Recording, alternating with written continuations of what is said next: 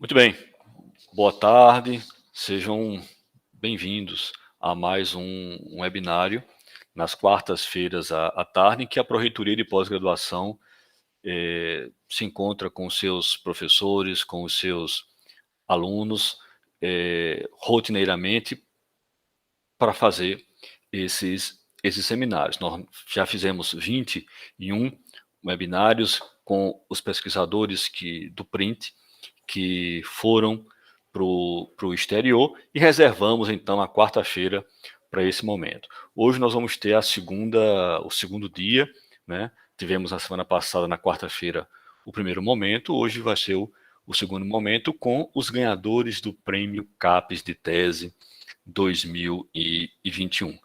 O Prêmio CAPES de Tese 2022, com os alunos que defenderam a sua tese em 2021, passaram por uma seleção rigorosa em cada programa de pós-graduação da UFRN. Isso foi encaminhado para a CAPES. As 49 áreas de avaliação designaram comissões específicas e avaliaram as teses de todos os programas que concorreram.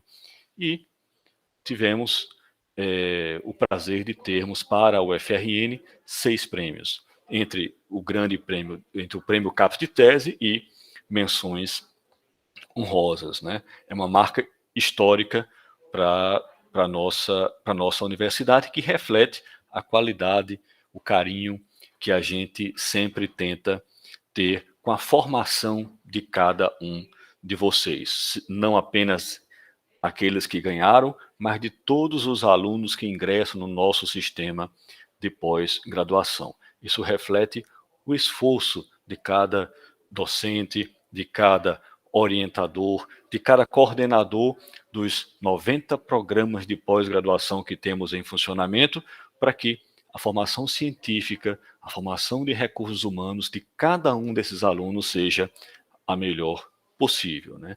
Então, eu gostaria de parabenizar, né? Eu já liguei para vocês no dia que saiu o resultado. Eu gostaria de parabenizar, né, mais uma vez, de maneira oficial, em nome da Universidade Federal do Rio Grande do Norte, a Evelyn Fernandes Exson, que ganhou o prêmio CAPES de tese na área de filosofia, Micael Santos Cerqueira, da fisioterapia, e Rayane Noronha Oliveira, do programa de pós-graduação em serviço social da nossa universidade. Parabenizar os ganhadores, os alunos e os orientadores, o professor Daniel Durante, que já é um veterano em ganhar prêmio CAPES de tese. Seus alunos, de vez em quando, ganham o professor Volber, da fisioterapia, e a professora Antoinette, que está aqui presente, orientadora do programa de pós-graduação em serviço social.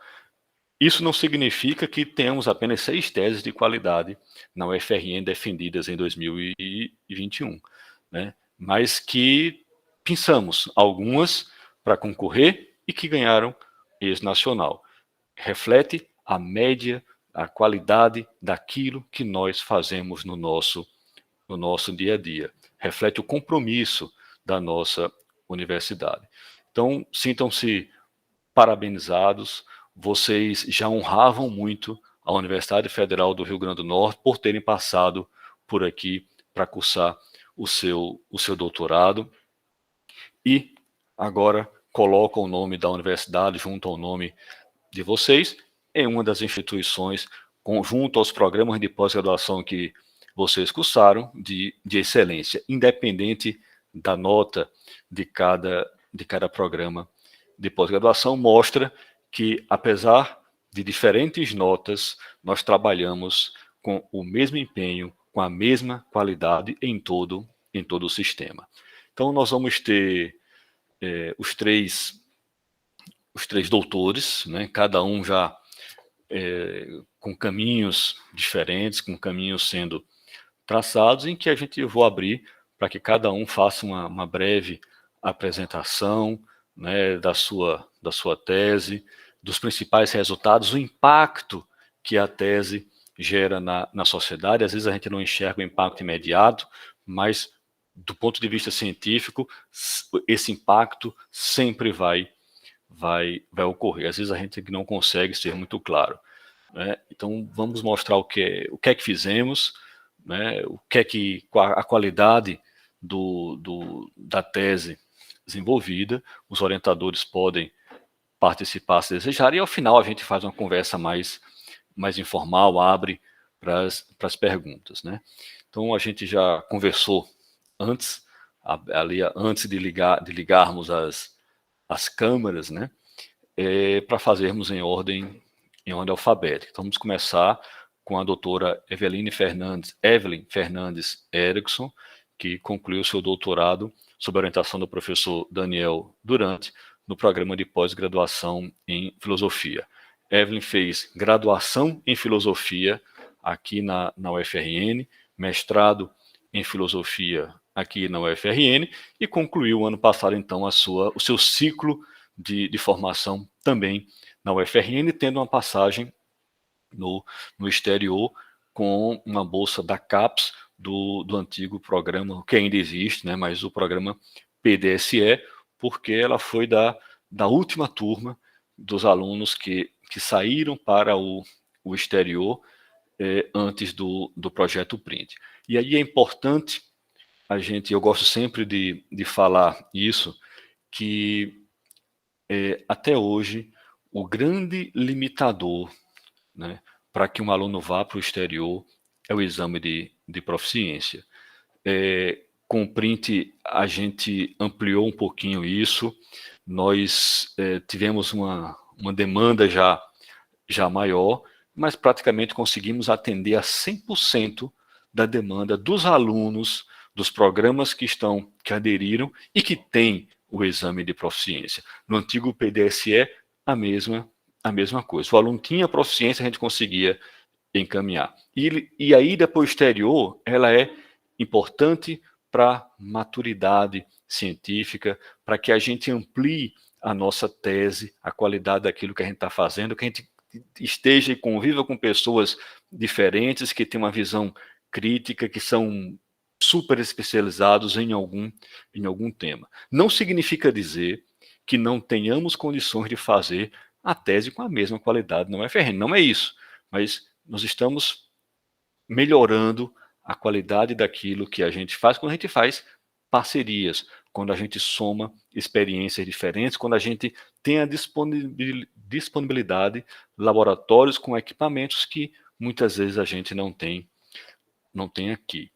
Então, Evelyn, parabéns mais uma vez pela excelente tese que fez, que na realidade acaba sendo o resultado de toda uma formação, desde a sua graduação.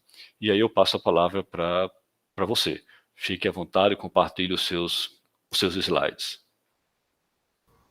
Perfeito, obrigada. E agradeço também a oportunidade de estar aqui apresentando meu trabalho para vocês.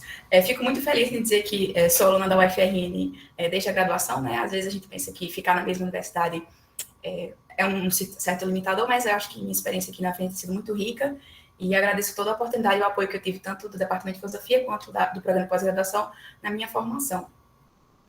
Como você falou, eu passei um tempo no exterior, na Universidade de Bergen, na Noruega, passei um ano lá fazendo o doutorado de sanduíche, e também o professor Ole Hjortland, que é meu orientador, da Universidade de Bergen, tá? Então, agradeço aos meus dois orientadores, o professor Daniel aqui da UFRN e também ao professor Ole, pela todo o apoio que eles me deram para conseguir concluir a tese, né? Foi concluída aí nesse tempo de pandemia, não foi fácil as reuniões, a troca de conhecimentos, mas a gente perseverou e conseguimos defender uma excelente tese.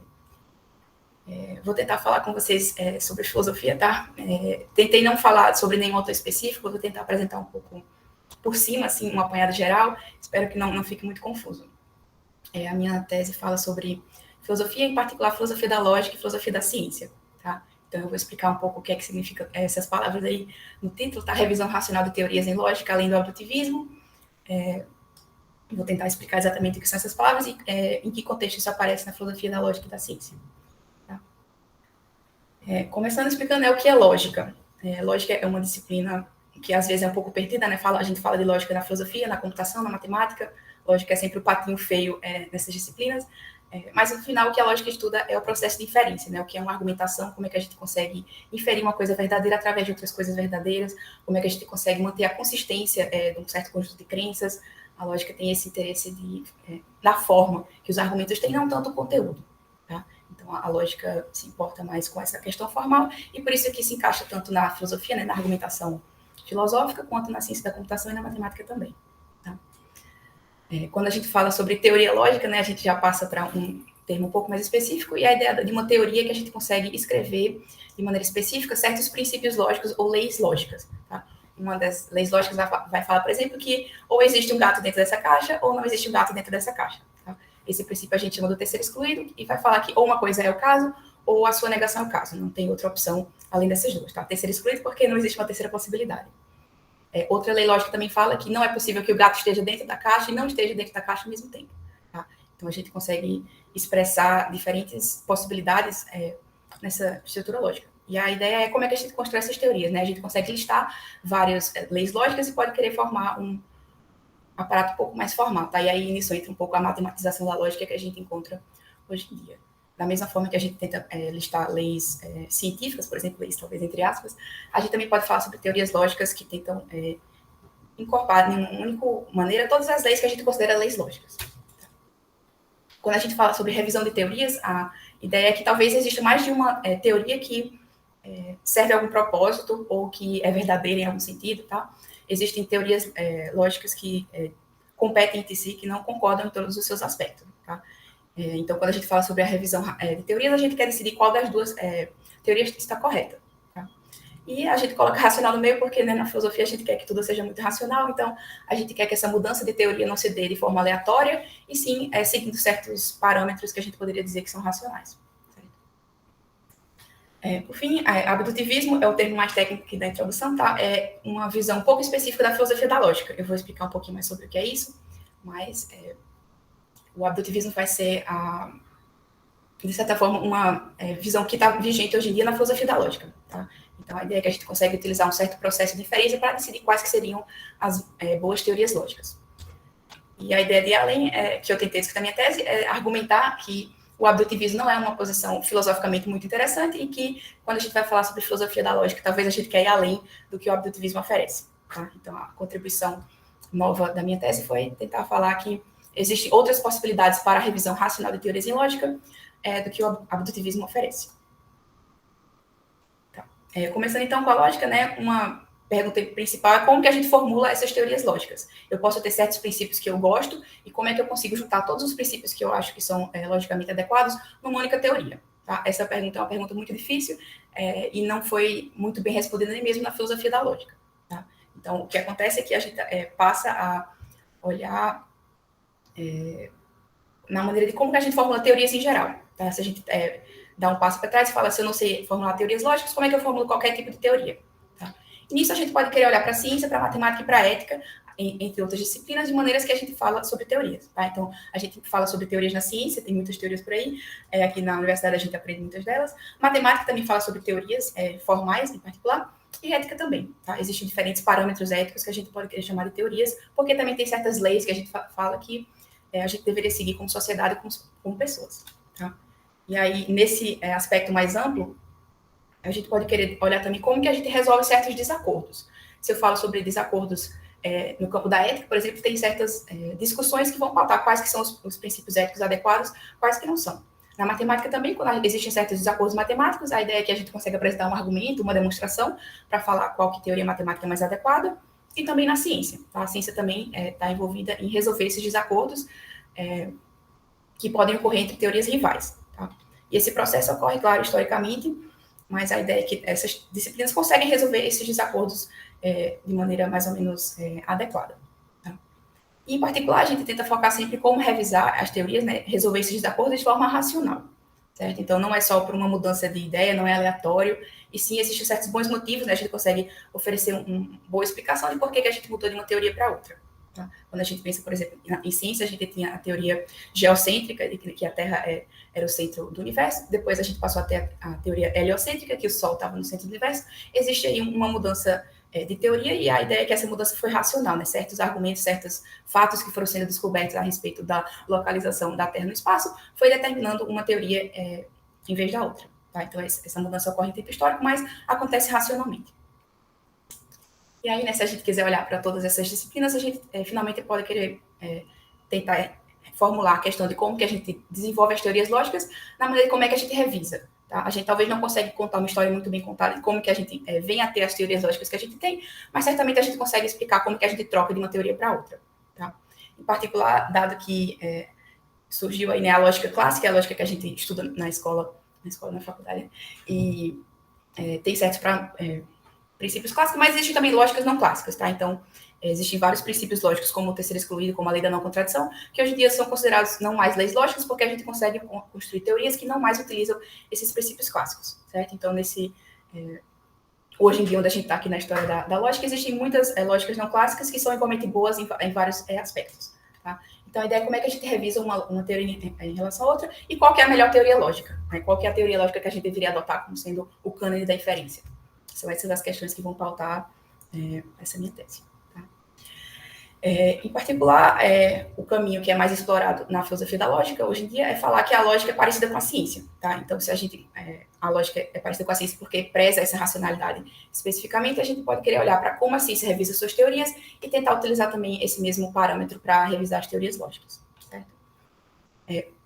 Hoje em dia, o que tem sido explorado na literatura é que a ciência funciona através da base do que a gente chama de inferência melhor explicação. Eu consigo selecionar qual que é a melhor teoria científica, se essa teoria científica é a teoria que oferece a melhor explicação para um certo fenômeno ou para certas coisas que são observadas. Tá? E a contrapartida do lado da lógica é o que é chamado de abdutivismo lógico. Eu também consigo utilizar uma certa noção de explicação para selecionar a teoria lógica que é a melhor explicativa, e essa teoria lógica vai ser a teoria verdadeira, digamos assim. Certo? Então, o abdutivismo lógico tenta emprestar da ciência esse mecanismo de seleção de teorias que é chamado de inferência melhor explicação.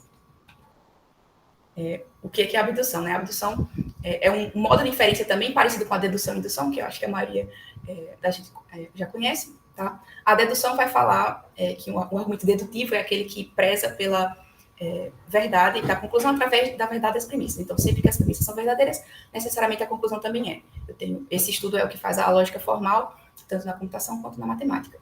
A inferência indutiva é aquela que fala sobre probabilidade ou possibilidade, né? Se certas coisas foram observadas ocorrer no passado, é provável que essas coisas continuem a ocorrer também no futuro. Tá? Então, a base do pensamento científico, muitas vezes, é a indução. A abdução é um terceiro modo de inferência menos estudado, mas é um modo de inferência que tenta formular explicações para certas coisas que são observadas. Então, se existe um fato que foi observado, por exemplo, eu acordei de manhã e vi uma poça no meio da sala, eu posso querer formular uma explicação para isso. Eu posso dizer que é porque choveu ontem à noite e alguém deixou a janela aberta, por exemplo. Isso explicaria porque tem uma poça de água na sala. Essa inferência não é necessariamente conduz à verdade, tá? Porque é possível que não tenha chovido na noite passada, que minha irmã acordou, derramou um copo d'água e foi embora, e é por isso que o chão está molhado. Tá? Então, existem explicações diferentes que podem explicar a mesma observação, mas elas podem ser melhores explicações ou piores explicações, dependendo do contexto mais amplo que a gente conhece. Tá? E aí, a ideia da inferência melhor explicação é que, se a gente conseguir determinar qual que é a melhor explicação para um certo fenômeno, essa explicação provavelmente vai ser a explicação verdadeira. Isso chega ao que a gente chama hoje em dia de inferência melhor explicação, que é basicamente uma maneira de selecionar teorias científicas baseado em como que a gente ranqueia essas explicações. Tá? O que a parte filosófica, digamos assim, dessa teoria é que assume que as teorias científicas visam a verdade, tá? Então, quando a gente fala uma teoria científica, aquela teoria quer descrever de maneira adequada como é a realidade, certo? E também assume que a explicação vai ser um guia para essa verdade. Se eu conseguir uma explicação muito boa, provavelmente essa explicação vai ser verdadeira. Um esquema aqui um pouco gerado de como isso funciona, tá? A gente pode ter teorias empiricamente equivalentes, isso ocorre o tempo todo na ciência, certo? Dado que a gente sabe hoje em dia, muitas explicações são possíveis. E essas explicações vão para além do que a gente observa, vão pressupor entidades teóricas diferentes, um vocabulário diferente, existem muitas diferenças entre essas teorias, mas tudo que a gente observa, tá? Empiricamente equivalente significa que o que a gente observa é a mesma coisa, essas teorias explicam perfeitamente bem o que a gente observa. Mas se eu quero escolher qual que é a melhor teoria, eu preciso jogar algumas teorias fora. Tá? Então, a ideia é que, quando a gente aplica a inferência melhor explicação, a gente passa essas teorias empiricamente equivalentes por um filtro das virtudes teóricas e vai selecionar uma única melhor explicação. As virtudes teóricas incluem coisas como força, como unificação, escopo, e a ideia é que, se uma teoria científica explica mais coisas, consegue ser unificada com diferentes áreas da ciência, e consegue explicar de maneira mais precisa, por exemplo, matematicamente precisa, essa explicação vai ser melhor que as outras, certo? E a ideia sendo que, se a gente conseguir selecionar a melhor explicação, essa teoria vai ser verdadeira, ou pelo menos próximo o suficiente da verdade, para a gente considerar essa teoria como sendo verdadeira. Se a gente aplicar esse esquema na lógica, a ideia seria, então, que a gente tem teorias lógicas que são empiricamente equivalentes, a gente também tem certas virtudes teóricas que conseguem filtrar essas teorias, a gente consegue escolher uma melhor explicação lógica e essa teoria vai ser a verdadeira. Tá? Como eu argumento na minha tese, esse esquema não se aplica muito bem à lógica, primeiramente porque é muito difícil falar que teorias lógicas são empiricamente equivalentes. Tá? A lógica é uma disciplina muito abstrata e nada do que a lógica trata, tá? Os objetos lógicos, digamos assim, não são empíricos, tá? São abstratos. Então, quando a gente fala sobre teorias lógicas serem empiricamente equivalentes, acaba sendo um uso estranho da palavra empírico, porque a lógica não é empírica, tá? Então, aplicar esse esquema para a lógica tem a dificuldade que a gente não consegue dizer exatamente o que é empírico sobre a lógica. Outro ponto também que ocorre, eu não sei se eu botei, as virtudes teóricas para a lógica também não necessariamente são as mesmas das virtudes teóricas que a gente utiliza quando vai falar sobre ciência. Em particular, se a gente vai falar sobre força, a gente nem sempre quer uma teoria que é logicamente forte, porque isso também pode levar a certos problemas, porque perde poder de expressabilidade. A linguagem da lógica não fica mais tão adequada para outros propósitos. Tá? E também a gente ainda não sabe, né, não foi determinado o que seriam as virtudes teóricas para selecionar uma boa teoria lógica. E aí, na falta dessa explicação, não teria uma única melhor explicação. Tá? Dependendo das virtudes teóricas que você escolher, uma teoria vai ser melhor que a outra. Então, existem muitas possibilidades aqui que a gente não consegue aplicar diretamente esse esquema para a lógica. E aí, e mesmo, né, se a gente conseguisse aplicar, é estranho falar que existe uma teoria lógica que é verdadeira, porque isso implicaria em certas pressuposições metafísicas sobre a estrutura do mundo. Né? Se a gente fala que existe uma teoria lógica que é verdadeira, então a estrutura lógica que aquela teoria assume, ela se aplica à realidade em todos os seus aspectos. Tá? Então, é uma tese filosófica que seria muito forte e que acaba tendo repercussões muito além do que a gente fala só sobre a lógica. Tá? Então, esse esquema sendo aplicado quando a gente fala lógica acaba sendo muito forte. E como eu argumento na tese, acaba que não é tão adequado, porque essa analogia de falar que a lógica é parecida com a ciência acaba falhando um pouco. Falando, então, como é que a gente vai além dessa analogia da lógica com a ciência, a ideia é que a gente pode querer pensar sobre a lógica sendo parecida também com a matemática e com a ética. Tá? Então, a gente conseguiria falar que talvez a lógica, a gente revisa as teorias lógicas da mesma maneira que a gente revisa teorias matemáticas, ou também, né, de uma maneira um pouco mais radical, de que a gente revisa as teorias lógicas parecidas como que a gente revisa teorias na ética. Como, então, que a gente utiliza a revisão racional de teorias nessas áreas? Bom, quando a gente fala de ciência, a gente fala que existe uma certa evidência, né, que a gente observa, existem coisas sobre o mundo que vão determinar qual que é a teoria verdadeira, tá? Então, quando a gente fala sobre revisão de teorias na ciência, a ideia é que a evidência que a gente tem sempre vai determinar a teoria. E eu posso trocar a teoria quando eu for acumulando mais evidências para a minha teoria. Simplesmente assim, é um pouco mais linear, digamos assim.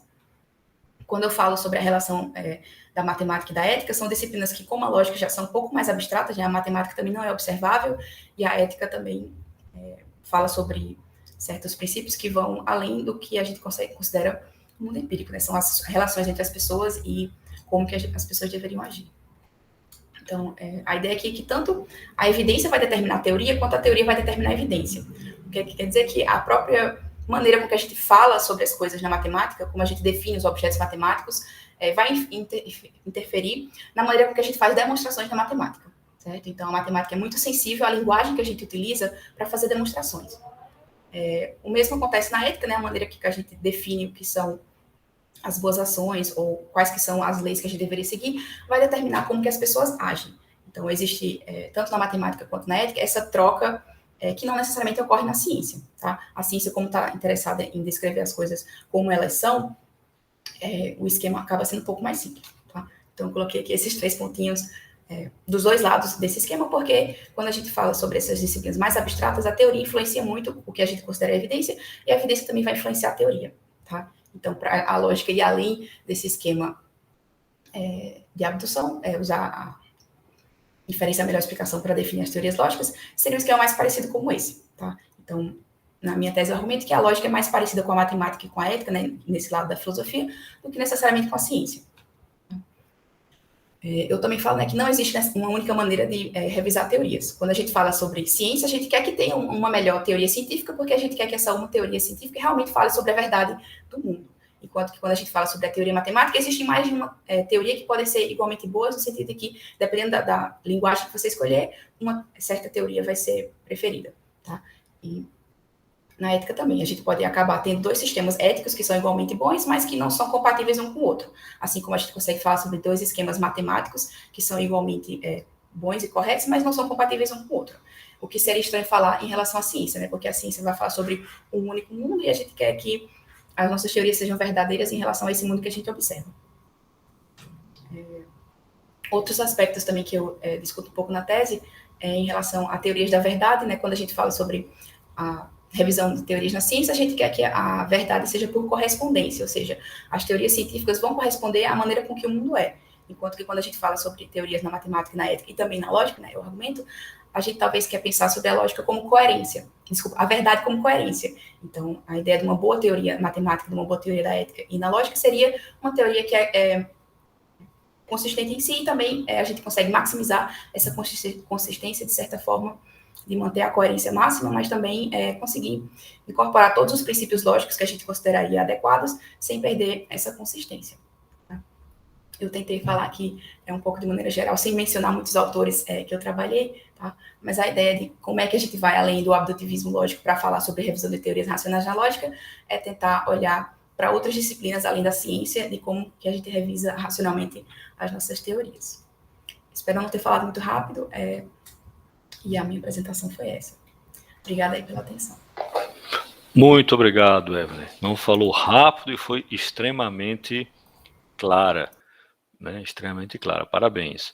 Vamos passar então para Micael e depois a gente entra com os orientadores. Micael Cerqueira, um homem que já viajou bastante na sua formação, né? Fez graduação lá na Universidade do Estadual do Sudoeste da Bahia, em Vitória da Conquista, imagino, Jequié, por ali, não sei exatamente. Jequié. Isso. É. Ali perto de Vitória, antes de Vitória da Conquista, para quem está descendo de Salvador.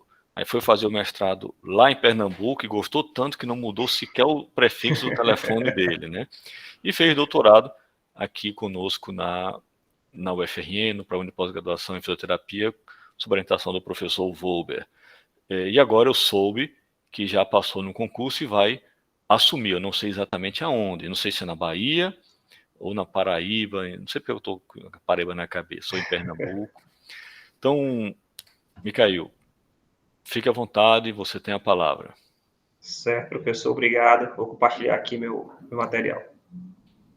Você vai para onde? Vai para a Bahia mesmo, né? Voltei para a UESB, onde eu me formei. Tá, para Jequié. Jequié. Isso. Está aparecendo meus slides? Vou colocar no modo de apresentação. Agora modo de apresentação. Tranquilo? Tranquilo. Boa tarde a todo mundo que está acompanhando esse webinar. Inicialmente, eu quero agradecer pela oportunidade, né, de falar um pouquinho sobre a nossa tese, a oportunidade de transpor os muros da universidade e levar os trabalhos que a gente faz para mais pessoas. Então, eu agradeço pela oportunidade. E a nossa tese, né, que foi premiada aí pela CAPES, ela tem o título de Aplicação de modalidades de restrição de fluxo sanguíneo em diferentes desordens musculoesqueléticas, com relação aos aspectos fisiológicos, metodológicos e clínicos. Essa tese foi desenvolvida lá no programa de pós-graduação em fisioterapia da UFRN, sob a orientação do professor Volber. E o que eu vou tentar fazer aqui nesse momento é contar um pouquinho da história por trás dessa tese. Fugir um pouquinho da parte mais técnica e contar um pouquinho dessa história e como a gente desenvolveu e como essa tese ela foi elaborada durante esse período que eu fiquei em Natal. Bom, eu vou iniciar falando um pouquinho sobre essa técnica, né, de tratamento, que é a restrição de fluxo sanguíneo, que é uma técnica que, na época que eu comecei a trabalhar, a estudar, época do mestrado e doutorado, ela era relativamente nova ainda, principalmente para a área de reabilitação, né, a área de fisioterapia. E essa técnica, ela consiste basicamente em você restringir o fluxo sanguíneo por um manguito, como vocês podem ver aqui nessa figura, que pode ser colocado bem aqui na região da coxa, né, bem próximo ali à região da coxa, ou em membro superior também, na região mais próxima à axila. E o objetivo é você reduzir o fluxo sanguíneo do músculo para que esse músculo ele consiga ser ativado, ele ser mais ativado e ser fortalecido de forma mais fácil, utilizando uma carga mais baixa. Aí vocês vão entender o porquê que isso é importante. Basicamente, a principal forma de usar essa técnica é essa, você restringir o fluxo sanguíneo durante o exercício, que é essa última aqui que vocês estão vendo aqui à direita de vocês. Entretanto, existem outras duas formas de utilizar essa restrição, que é a restrição de fluxo sanguíneo passiva, que é utilizar somente essa restrição, aqui o manguito, e uma pessoa que está imobilizada, por exemplo, com o objetivo de atenuar redução de força muscular e redução de massa muscular. Então, pacientes que sofreram cirurgias, por exemplo, que não podem movimentar o membro, essa técnica, é proposto que essa técnica pode ajudar esses pacientes. E outra forma de utilizar essa restrição é também utilizar antes do exercício, de forma passiva antes do exercício, para que essa restrição de fluxo sanguíneo possa potencializar o desempenho, por exemplo, de atletas, né? Melhorar o desempenho de atletas. Então, são as 3 formas de fluxo sanguíneo que a gente estudou, né? Na verdade, a técnica é uma só e pode ser feita de várias formas. Dentro da literatura, ainda existem várias lacunas com relação aos pré-requisitos, né, aos aspectos fisiológicos, metodológicos e clínicos dessas técnicas de restrição de fluxo sanguíneo. E foram esses aspectos que a gente buscou entender um pouquinho melhor durante a elaboração dessa tese. Então, só para ficar mais fácil de vocês entenderem aqui, inicialmente a nossa ideia, né, quando a gente começou o doutorado, era trabalhar somente com o exercício de restrição de fluxo sanguíneo, que é o que essas figuras estão mostrando aqui, né? Então, aqui nós podemos ver uma pessoa fazendo um exercício de agachamento, com o cuff aqui, restringindo o fluxo sanguíneo da coxa, isso, teoricamente, facilitaria, potencializaria os ganhos de força dessa pessoa que está fazendo esse exercício, e pode ser também utilizado em membro superior. Então, nossa ideia inicial era utilizar essa técnica durante o exercício, só que em pacientes com osteoartrite de joelho. Então, como vocês podem ver aqui na figura, esse joelho aqui, que é de uma pessoa que tem esse problema clínico, que é a osteoartrite de joelho, também chamada de artrose, né, popularmente, ou artrite de joelho. Esses pacientes, eles têm muita dor no joelho, o joelho fica com edema, né, esse paciente fica com dificuldade de caminhar, de subir escada, descer escada, de se locomover de forma geral. Então, o nosso objetivo inicial, na nossa ideia inicial, era trabalhar somente com essa técnica, restrição de fluxo sanguíneo, exercício com restrição de fluxo sanguíneo, para tratar esses pacientes com dor no joelho, com osteoartrite de joelho. Né? E por que seria interessante, né, do ponto de vista clínico, o que isso acrescentaria na literatura? É interessante notar que a principal ferramenta para tratar esses pacientes é o exercício físico, principalmente o exercício de fortalecimento, exercício de força, né, exercício para ganhar força. Entretanto, a melhor forma de ganhar força muscular é trabalhar com cargas altas, né? Peso, bastante peso.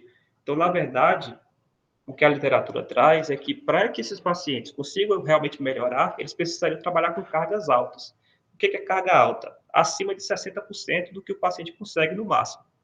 Então, se o paciente consegue levantar 10 quilos, ele teria que trabalhar com 60 quilos, pelo menos. Só que a gente tem um problema. Esses pacientes, como eles têm muita dor no joelho, quando a gente sugere que ele trabalhe com cargas altas, eles podem referir dor e podem não aderir ao tratamento. Né? E isso prejudicaria, logicamente, os ganhos de força desse paciente. Quando a gente propõe utilizar a restrição de fluxo sanguíneo, o que a literatura diz é que a gente pode reduzir essa carga. Tá? Então, ao invés de utilizar 60% do máximo que o paciente tolera, a gente poderia utilizar 30%. Então, se o paciente ele tolera 10 quilos, ele poderia trabalhar com 3 quilos. Isso facilitaria a execução desse exercício e, consequentemente, a aderência. Então, a gente queria estudar, inicialmente, a gente começou a estudar essa questão, né, para ver se essa técnica realmente era eficaz em pacientes com osteoartrite de joelho. Entretanto, como todos vocês sabem, em 2020 houve a pandemia de Covid-19. E aí nós fomos obrigados, né, a interromper o ensaio clínico. E para a população que a gente trabalhava, isso foi mais crítico ainda, porque eram pacientes idosos e com doenças crônicas, ou seja, eram pacientes com grupo de risco. Então, quando começou a pandemia, a gente ainda aguardou um pouquinho para ver como é que ia desenrolar, se ia ser algo mais rápido. Porém, devido ao grupo de pacientes que a gente trabalhava, serem pacientes com essa característica, né, grupo de risco, o nosso ensaio clínico realmente teve que ser paralisado. E aí a gente teve que redirecionar a tese. Então, ao invés de trabalhar somente com essa questão do exercício para tratar pacientes com osteoartrite, né, exercício com restrição de fluxo sanguíneo para tratar pacientes com osteoartrite de joelho, a gente resolveu trabalhar com as 3 formas de restrição que eu falei: a restrição de fluxo sanguíneo passiva, a restrição de fluxo sanguíneo pré-exercício para melhorar o desempenho e atenuar o dano muscular, e o próprio exercício com restrição de fluxo sanguíneo para tratar pacientes com osteoartrite de joelho. Né? E aí a gente focou nas 3 modalidades de restrição de fluxo, estudando os aspectos fisiológicos, os métodos de prescrição e a eficácia clínica. Então, foi a partir daí que a gente resolveu fazer uma tese mais ampla. Eu vou mostrar aqui agora as produções, né, que fizeram parte da tese e dividir aqui para ficar mais fácil de entender a produção pré-pandemia, né, o que a gente produziu antes do início da pandemia, e o que a gente conseguiu produzir durante e depois da pandemia. Então, antes da pandemia, como eu já expliquei para vocês, o nosso objetivo era trabalhar com pacientes com osteoartrite de joelho. Então, a gente publicou, inclusive, um protocolo de estudo com todo o delineamento do nosso ensaio clínico. Então, já estava tudo preparado, a gente já tinha começado as coletas. Então, a gente publicou esse ensaio clínico. E, além disso, a gente publicou um trabalho que a gente chama de trabalho paralelo, naquele momento era um trabalho paralelo, sobre a restrição de fluxo sanguíneo passiva, né? Que não tinha nada a ver com o exercício de restrição de fluxo sanguíneo. Foi uma revisão sistemática em que a gente estava estudando ali a restrição de fluxo sanguíneo passiva, mas não necessariamente estaria incluído na tese. Aí, com esse problema da pandemia, com esse redirecionamento, a gente incluiu. Então, essa foi a nossa produção pré-pandemia, né? Um protocolo de ensaio clínico e uma revisão sistemática. Aí, durante a pandemia, apesar desse problema, né, de não conseguir terminar as coletas e tratar os pacientes com osteoartrite de joelho, a gente teve mais tempo para analisar dados que já estavam coletados e também para escrever esses artigos. Então, acabou que a gente conseguiu publicar também esse artigo, que foi um outro trabalho paralelo, sobre a restrição de fluxo sanguíneo como forma de melhorar o desempenho e proteger contra o dano muscular. Então, a gente conseguiu também publicar esse trabalho, que a priori não estaria incluído na tese, e aí, com o tempo que a gente teve durante o isolamento, conseguimos colocar esse trabalho para frente. Então, é o ensaio clínico em que a gente avaliou e aplicou a restrição de fluxo sanguíneo em pessoas saudáveis, e os resultados desse estudo, né, como tem a ver com desempenho, pode, inclusive, ser interessante, né, para atletas, e a gente, inclusive, está fazendo alguns trabalhos lá, o professor Rubem está conduzindo alguns trabalhos com atletas nessa vertente do pré-condicionamento isquêmico, né, restrição de fluxo sanguíneo para melhorar desempenho. Pessoas saudáveis e atletas. Além disso, a gente também conseguiu desenvolver algumas parcerias internacionais em trabalhos de revisão sistemática. Então, a gente publicou 2 revisões sistemáticas sobre aspectos mais fisiológicos e metodológicos da restrição de fluxo sanguíneo, né? Essa parte aqui do exercício com restrição de fluxo sanguíneo. Então, a gente teve uma parceria com um professor lá do Canadá, o professor Jamie Burr, e também tivemos uma parceria com um professor lá da Alemanha, que foi o professor Christoph Sentner, e nós conseguimos publicar essas 2 revisões sistemáticas com meta-análise também nesse período aí de pandemia. A gente foi desenvolvendo essas revisões, tivemos mais tempo, então conseguimos trabalhar nesses estudos. Além disso, também nós fizemos uma parceria com alguns professores do Departamento de Educação Física da UFRN, né? Uma parceria bem legal, que a gente também conseguiu publicar essa revisão, que foi uma revisão de literatura, uma revisão narrativa.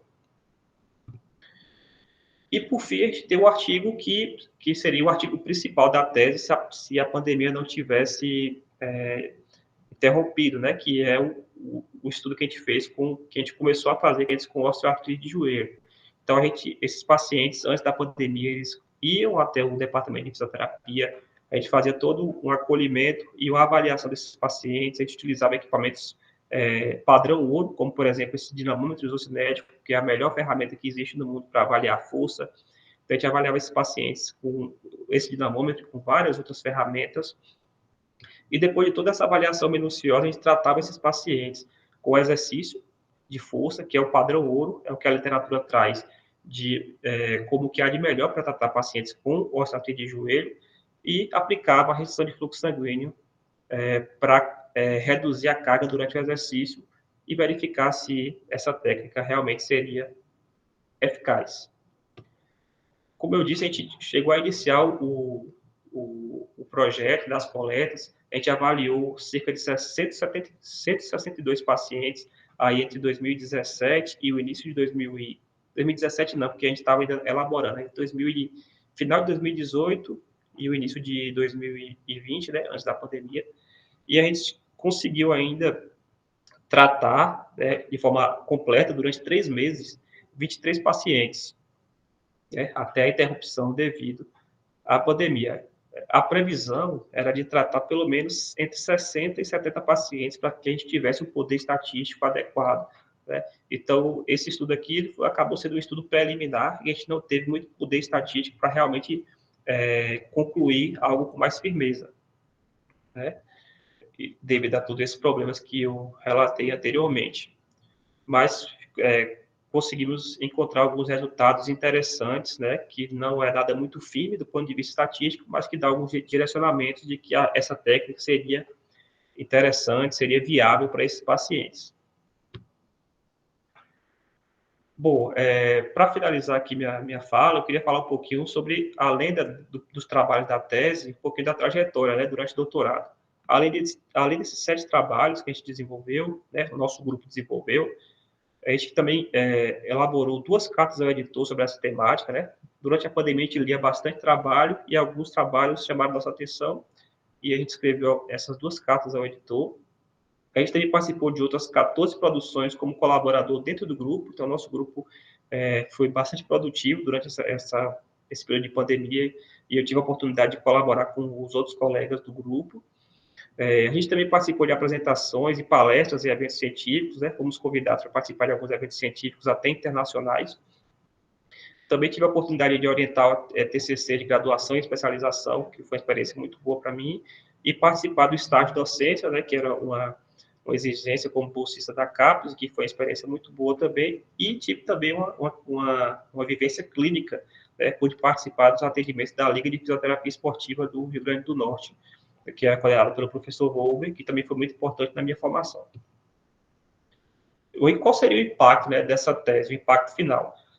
Através de todas essas revisões temáticas e esses ensaios clínicos que a gente conseguiu desenvolver, a gente acredita que foi possível dar uma contribuição para avançar nessas evidências científicas sobre os aspectos fisiológicos, metodológicos e clínicos dessas 3 diferentes formas de aplicar a restrição de fluxo sanguíneo. E, além disso, enquanto foi possível, nós oferecemos, né, um tratamento gratuito e de qualidade para esses pacientes com osteoartrite de joelho e que isso, com certeza, foi um aspecto social importante, né, levar a fisioterapia de qualidade de forma gratuita para esses pacientes. Infelizmente, não foi possível tratar a quantidade de pacientes que a gente queria, mas aqueles que foram tratados, a gente acredita que foi importante para a vida desses pacientes. E aproveito também o momento para deixar registrado aqui meus agradecimentos, né, os familiares e amigos que sempre acompanharam aí a trajetória, todos os voluntários e pacientes que ajudaram na tese, participaram da tese e acreditaram no nosso trabalho. Agradecer aí ao professor Wolber, né, que foi meu orientador e deu todo o apoio durante todo esse processo. E estender o agradecimento a todo o nosso grupo de pesquisa, que é o GEPAD, que a gente sabe que ninguém faz trabalho sozinho, né? Trabalho científico é feito em equipe, e também ao pessoal lá, aos colegas da LEFER.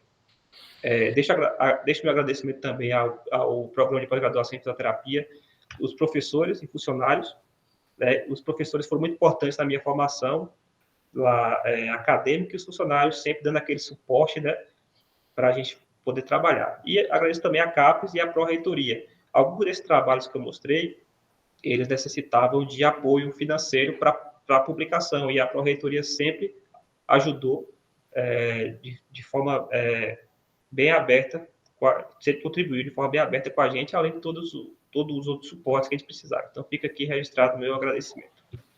É isso, obrigado. Ok, muito obrigado, Micael.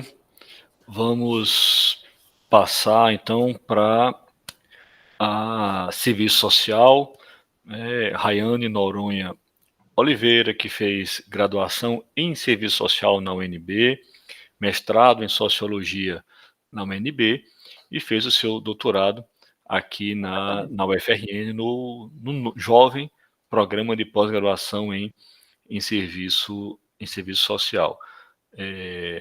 Rayane não vai poder estar presente, mas a sua orientadora, professora Antoinette, vai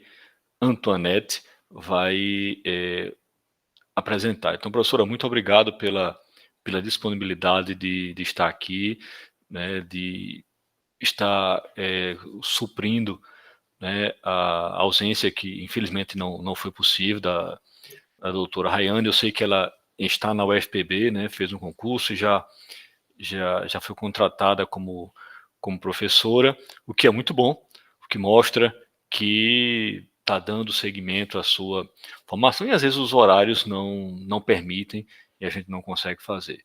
Então, muito obrigado pela presença, parabéns também pela orientação, e a senhora tem a palavra.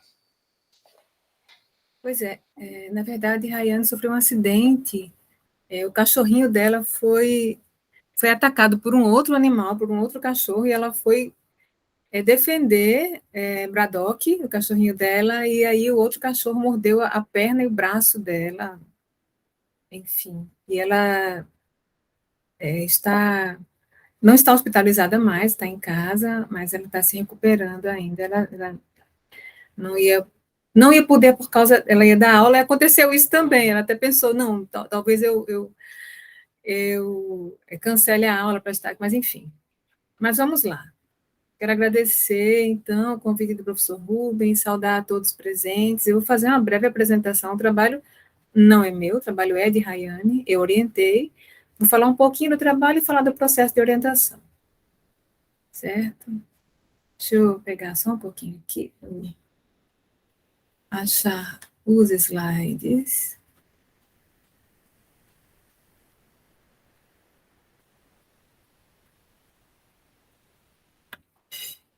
Espera aí, só um pouco.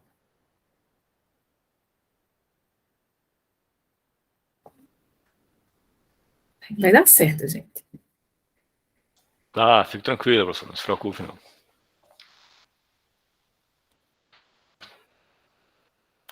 Pronto. Vocês estão conseguindo ver? Sim, não está no modo apresentação ainda, mas estamos vendo. Deixa eu colocar no modo apresentação aqui. Aqui, se eu coloco no modo apresentação... Você não vai nos... vai vai ver só a apresentação. Melhor não fazer isso, que eu tenho um outro arquivo aqui que vai me orientando. Mas, enfim. Tudo bem. Uma vez a todos, a todas. O trabalho de Rayane tem como título Serviço Social, Classe, Gênero e Raça, Tendências Teórico-Metodológicas e as possíveis contribuições da teoria unitária, a TRS, Teoria Unitária da Reprodução Social. Foi uma tese de doutorado defendida no nosso programa de pós-graduação em Serviço Social, BPGSS, aqui da UFRN. E o trabalho foi concluído ano passado, 2021, trabalho concluído em tempo recorde. Rayane escreveu essa tese em 2 anos, porque nós precisávamos, ela tinha sido aprovada na UFPB, ela precisava se apresentar para trabalhar, então a tese ela teve um processo muito rápido de construção. As questões centrais do estudo de Rayane estão implicadas na apreensão de tendências teórico-metodológicas utilizadas na produção de conhecimento do serviço social, através das relações sociais generificadas e racializadas do capitalismo. Então, as discussões em torno de gênero, de raça e etnia, de sexualidade e de classe, a ideia é perguntar como que o serviço social vem entendendo nos últimos tempos, nos últimos anos, as discussões articuladas de raça e etnia, de gênero, de sexualidade e de classe. Nossa perspectiva é de que essas questões, elas não estão isoladas, mas elas também não estão unidas no sentido de cada uma ter uma existência paralela e estarem juntas. A ideia da teoria unitária é que raça e etnia é construído junto com gênero, que é construído junto com sexualidade, construído junto com classe, na medida em que a ideia da teoria unitária, essa ideia que a gente percorre nesse trabalho de Rayane, é de que dentro do capitalismo, as relações de opressão de classe, elas são construídas conjuntamente com as relações de opressão de raça. Não existe uma relação de opressão de raça aqui, uma relação de opressão de classe construída em outro lugar, ou em outro momento histórico. A gente entende, assim como sexualidade e gênero. Então, a ideia da teoria unitária é que todas essas opressões, elas estão constituídas juntas, por isso a ideia da unidade.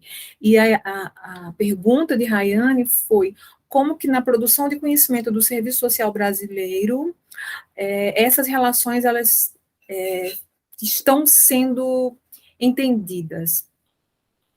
Nós apresentamos 3 objetivos específicos, a partir desse objetivo geral. Primeiro, mapear os principais arcabouços teórico-metodológicos desenvolvidos em pesquisas do serviço social sobre a relação entre classe, gênero, raça e sexualidade. O segundo objetivo, analisar as contribuições e os limites teórico-metodológicos do feminismo materialista francófono, que a gente entende que o feminismo materialista francófono, é uma das perspectivas mais utilizadas por pesquisadoras e pesquisadores do feminismo e da raça na atualidade do serviço social brasileiro. E, em terceiro lugar, aprender como a relação entre serviço social e feminismo marxista tem sido desenvolvida historicamente no interior da profissão.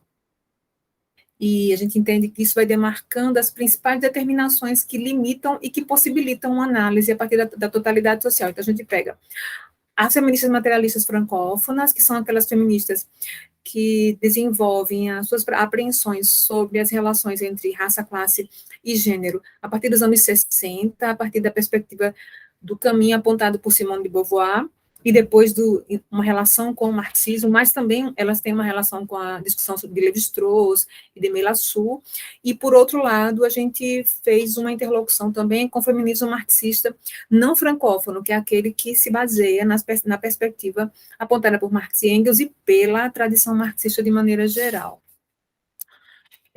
Diante desses objetivos, a gente desenvolveu ao longo dessa pesquisa, a partir de uma lógica, de um método analítico, as nossas abordagens deste tema. A lógica é a ontologia do materialismo histórico dialético, associado às epistemologias feministas e decoloniais. A conjunção dessas perspectivas a gente entende que aponta para a necessidade da gente situar a produção de conhecimento no serviço social, sem deixar de desenvolver uma pesquisa que tenha como primazia a capacidade de traduzir a realidade. Que realidade é essa? A realidade da produção de conhecimento da nossa profissão. Então, a gente tem a teoria unitária em relação com as produções epistemológicas feministas e decoloniais, e tendo como pano de fundo de toda essa discussão o feminismo marxista. Então, deixa eu passar um pouquinho mais esses slides para frente. A ideia deste trabalho situar o serviço social e o seu compromisso com a classe trabalhadora. O serviço social ele tem um projeto ético-político que, no seu bojo, nós desenvolvemos um compromisso com a classe trabalhadora e, mais especificamente, com as pautas que permeiam a existência das mulheres, das populações negras e das populações LGBT+. A gente evidencia que, desde o prelúdio desse projeto ético-político do serviço social, a nossa profissão passou a desenvolver, a partir da teoria marxista, as dimensões teórico-metodológicas, ético-políticas e técnico-operativas, contribuindo na tomada de posição contrária a qualquer forma de discriminação e opressão social.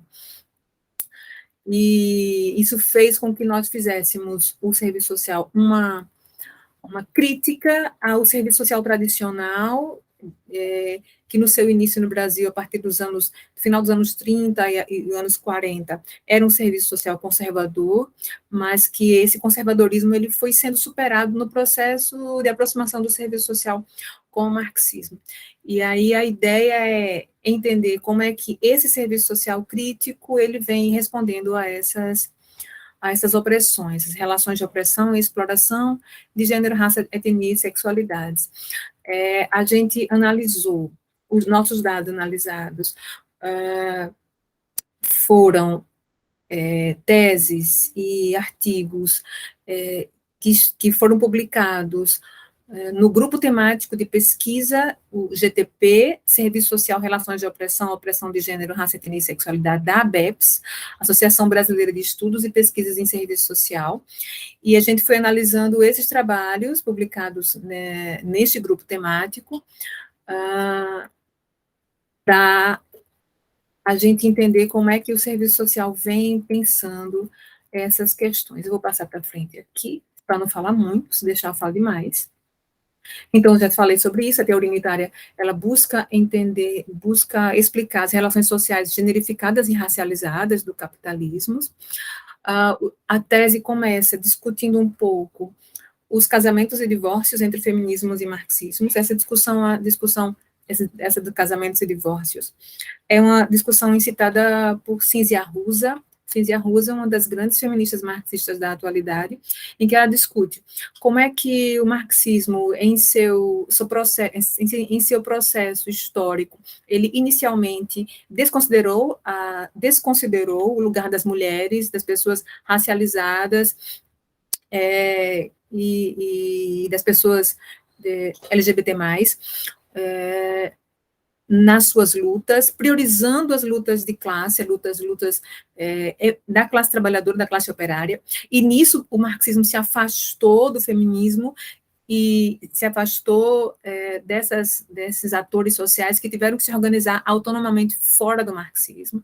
Então, a Cinzia Arruza fala um pouco isso, e fala como também o próprio feminismo, no seu processo, não voltou a se encontrar com o marxismo, ou se encontrou com o marxismo, se encontrou com o marxismo a partir de uma perspectiva mais tradicional do marxismo, aceitando essa condição de vulnerabilidade da discussão feminista dentro do marxismo.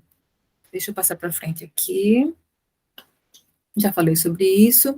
A gente estudou também, além de estudar o GTP da ABEPS, a gente também analisou a revista Temporalis, de 2010 a 2021.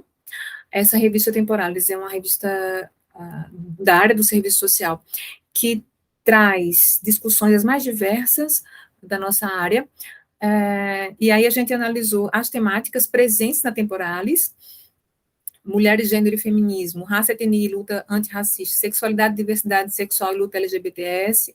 A gente tem 10% de discussão, de trabalhos em torno de mulheres, gênero e feminismo, 3,7% de raça, etnia e sexualidade, e luta antirracista, aliás, e sexualidade e diversidade, 2,35%. Então, a gente tem 16% de um percentual muito pequeno, a gente entende que era um percentual muito pequeno, entre 2010 e 2021, que mostra um pouco que o serviço social, neste período, ele, mesmo que essas discussões elas sejam presentes na profissão, elas ainda são muito minoritárias. e a gente permanece trazendo eu não posso entrar mais em detalhes, senão eu vou falar muito aqui. O que é que a gente conseguiu retirar do nosso material analisado? A gente conseguiu analisar 3 principais tendências presentes nesses trabalhos, tanto no trabalho do GTP da ABEPS, quanto na Temporalis. Primeiro, uma tendência crítica de cariz marxista, onde a gente encontrou 33 artigos. Esses artigos, eles fazem uma crítica ao pensamento ortodoxo de Marx, sem se afastar do marxismo, mas encontrando, a partir mesmo do marxismo, as bases para construir uma discussão que dê conta do lugar das mulheres, das populações LGBT+, e das populações racializadas. Então, a gente usou, por exemplo, Bell Hooks como uma das autoras que nos ajudam a pensar sobre isso. Angela Davis é uma outra autora que nos ajuda a pensar também sobre isso, além de outras autoras. Uma segunda tendência, analisando os nossos dados, uma tendência que a gente chamou de formal descritiva. O que é isso? Artigos que definiam em sua introdução que eram marxistas, mas que no desenvolver do seu trabalho faziam descrições da realidade, da realidade das mulheres, dos negros e das pessoas LGBT+, e não efetuavam a real análise da situação de vida, de condição de trabalho, de condição de existência dessas populações a partir do marxismo. Então, era um marxismo formal. E uma terceira tendência, crítica eclética pós-moderna, aonde a gente encontrou um total afastamento do marxismo e uma adoção de teorizações que a gente chama de pós-modernas e pós-estruturalistas, baseadas em Foucault, baseadas em diferentes autores partindo de Foucault, né? E que, no final das contas, essa tendência era uma tendência mais que analisava, que buscava analisar os relatos, as descrições de vida, as narrativas das populações, e não as suas reais condições de vida e existência. Então, tendências que se afastavam muito de uma perspectiva ontológica nossa, que a perspectiva ontológica, ela busca explicar a existência concreta dos seres humanos e as relações concretas dos seres humanos. Essa tendência era uma tendência que buscava fixar-se nos relatos dos atores sobre suas vivências. Se eu passar para frente aqui é uma citação de Rubem Alves, eu vou passar para frente. E eu estou no final da apresentação, já não posso me delongar muito, quero dizer que, no final das contas, o nosso trabalho, analisando essas 3 tendências, ele aponta que, de alguma maneira, o serviço social, ele vem enfrentando a necessidade de se envolver mais nessa discussão sobre essas populações que, durante muito tempo da nossa profissão, nós não olhamos, nós não buscamos analisar, populações que são muito importantes para nós, assistentes sociais, e que, a partir da perspectiva marxista, a gente está encontrando alternativas para entender essas populações, principalmente a primeira tendência, que a gente entende que ela é a tendência mais crítica, e a tendência que a gente se vincula. Entendendo também que nenhuma dessas discussões é separada, né? Não existe, como a ideia aqui é discutir a partir da teoria da reprodução social, da TRS, e ela é uma teoria unitária, entender que nenhuma dessas discussões que passa a analisar as existências desses sujeitos pode ser feita isoladamente. É um pouco isso. E eu agradeço a vocês pela escuta. Muito obrigado, professora, extremamente clara. Eu acho que poderíamos agora, abrir, para quem quiser se posicionar, fazer algum questionamento. Eu vi que o professor Daniel Durante, que é o orientador de Evelyn, está presente. Se Daniel quiser falar alguma coisa, se posicionar, a palavra está facultada, Daniel. Obrigado, Rubens. Quero, sim, rapidinho, só Fique à vontade. Primeiro, dar os parabéns para a Evelyn, para o Micael, para a Rayane, para os orientadores, pelos trabalhos, para o PPG, para o UFRN também, pelo resultado importante, histórico, 6 prêmios, não é para qualquer universidade, não. Acho que alguma coisa correta, direita, a gente está fazendo, né? Para chegar aí.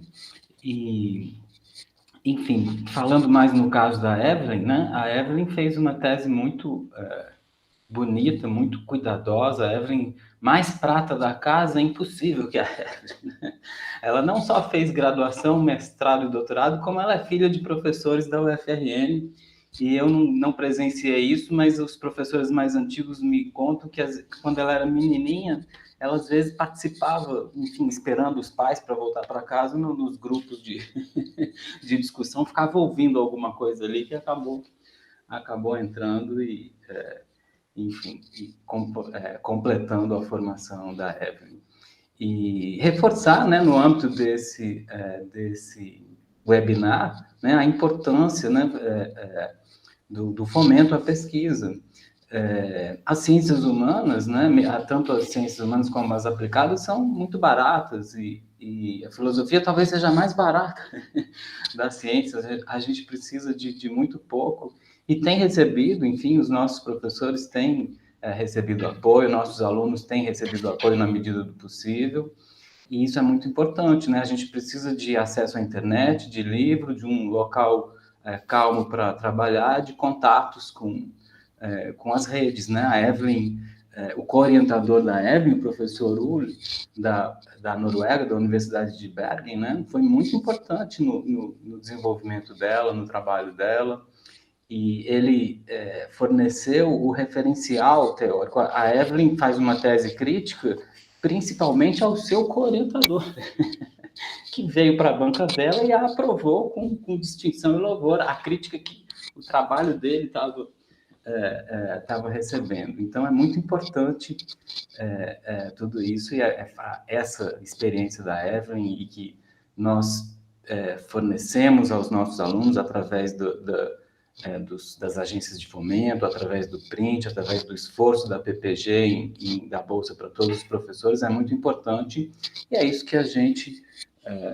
precisa. A gente deve estar fazendo alguma coisa certa, né, lá na filosofia. Eu estava brincando com a professora Sinara, ela falou, Daniel, de novo, outro prêmio CAPES? Eu falei, Sinara, o segredo é muito simples, são os alunos.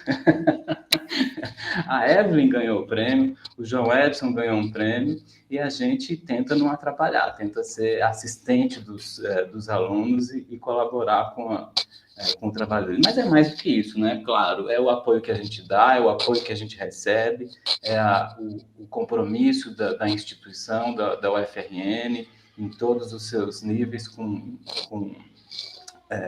a formação. A gente está na expectativa de receber a nota agora do programa de pós-graduação, estamos na expectativa de subir de nota, mas isso é menor. O mais importante, né, todos os outros dados, né, a nota na CAPES, a produção dos professores, a quantidade de livros da biblioteca, a infraestrutura, tudo isso é muito bom, é importante, a gente tem que lutar para isso. Mas tudo isso é indicador, né? Um bom programa de pós-graduação, de verdade, para além dos indicadores, é aquele que produz boas teses e dissertações e que forma os melhores alunos, né? Então, a gente está certamente no caminho. E, olha, quase que a Evelyn que ganhou, né, o prêmio principal, quase que ela não é escolhida nossa interna aqui. Teve um empate entre muitas outras teses poderiam ter sido escolhidas no lugar dela. Então, a gente sabe que claro, isso tem muito, enfim, não é uma corrida, né? Tem muito detalhe, muita coisa que ela poderia não ter ganho, o trabalho ainda assim ter muita qualidade. E a gente sabe que tem muitos outros trabalhos que a gente está fazendo, não só na filosofia, como em outros programas, tão bons quanto o da Evelyn, tão bons quanto os ganhadores, e isso nos orgulha bastante. Então, parabéns, Evelyn, parabéns para todos os outros ganhadores e para o UFRN também. Obrigado, Daniel. Na realidade, nós temos bons alunos porque temos bons professores, porque temos uma estrutura que propicia isso, né, no seu dia a dia, né? É claro que você tem um mérito muito grande em relação a isso. Ninguém ganha 2 prêmios por acaso ou por sorte, né? Assim, ninguém ganha 2 vezes na loteria. Isso não é uma loteria, né? É um esforço, um reconhecimento.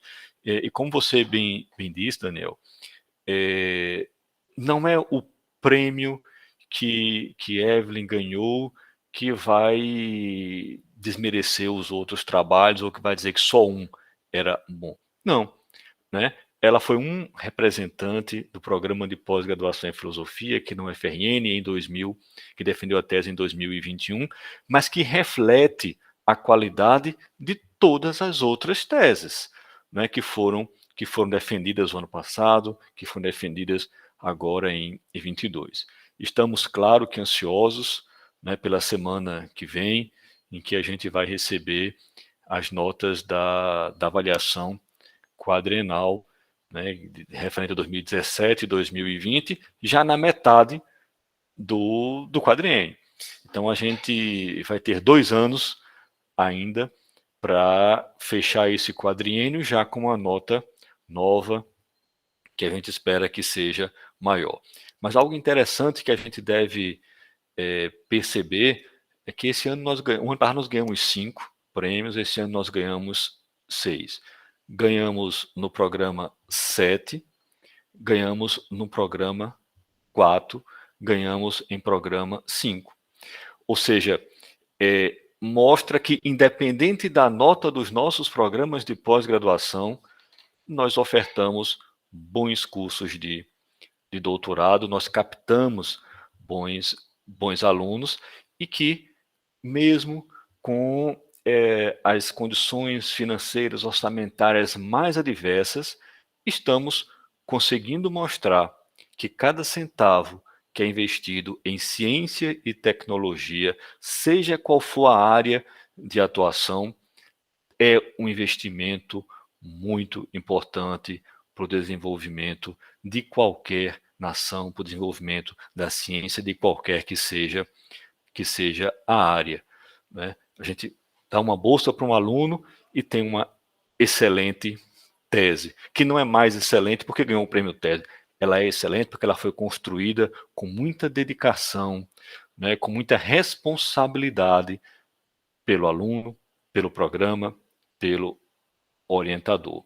E a instituição tenta cuidar, como disse Daniel, não atrapalhar a vida acadêmica com as suas burocracias que a própria administração pública nos impõe.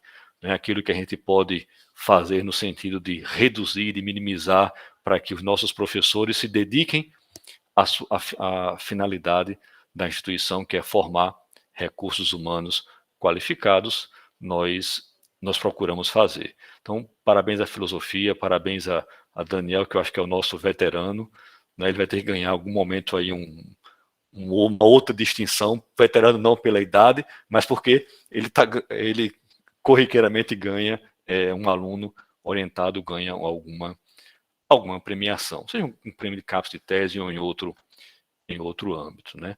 O professor Dax acabou de assumir agora, né, a coordenação do programa de pós-graduação em filosofia, já esteve aqui na pró-reitoria acho que 2 vezes, conversando para a gente ver quais a melhor estratégia, quais os melhores caminhos que o programa deve seguir.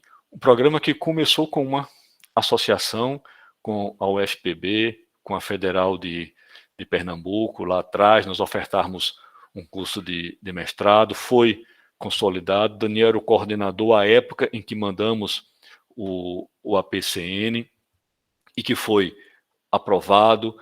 Honramos aquilo que tínhamos nos comprometido com a associação, né, de manter os alunos, de irmos até o final, né, tudo aquilo que a gente prometeu, a gente cumpriu integralmente. É claro que gostaríamos de que outras coisas tivessem acontecido de maneira diferente, uma maior abundância de bolsas, de financiamento, mas isso são coisas que a gente não pode, que a gente não espera, mas que a gente precisa estar preparado e que precisam ser contornadas e foram acredito que contornadas da melhor maneira possível, com o esforço, com a dedicação de todo mundo.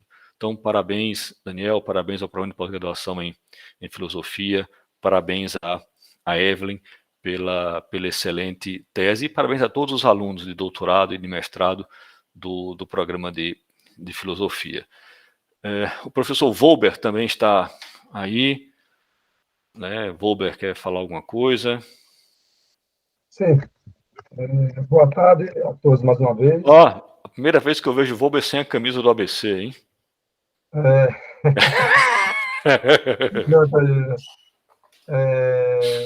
Iniciar parabenizando a todos os recém-doutores, os 6 premiados. Já foi destacado aí a importância desse reconhecimento, né, fruto de uma dedicação, um comprometimento ao longo desse processo, que é fazer o doutorado, né? A gente fala muito da tese, como foi destacado pelo professor, mas a gente sabe que o doutorado é todo um processo, as experiências, as parcerias, né, tudo que está envolvido na construção de um doutor, né? Particularmente falando aí de Mikhail, a Evelyn falou de teorias, e a gente brincar no laboratório que Mikhail quebrou uma teoria, né? Porque brinca que o baiano é o mineiro cansado. Na verdade, Mikhail chegou lá, né? Saiu da Bahia, foi para Recife, chegou em Natal, e já no processo de seleção, a gente pode perceber a maturidade que ele chegou e viu o Samar no grupo. Para mim, é motivo de satisfação, orgulho. O meu primeiro orientando de doutorado chegar a receber essa menção honrosa, né, e reconhecido por todo o grupo do programa, do pós-graduação em fisioterapia. Não foi para indicar o nome, pensando logo em Mikhail, diante das dificuldades que ele apontou nessa breve apresentação, ele conseguiu ter uma produção muito boa, revista de bom impacto, e trazendo um tema que até então o foco era voltado para atletas, algumas condições insaudáveis. Ele traz essa contribuição social que é voltar para pacientes com osteoartrite.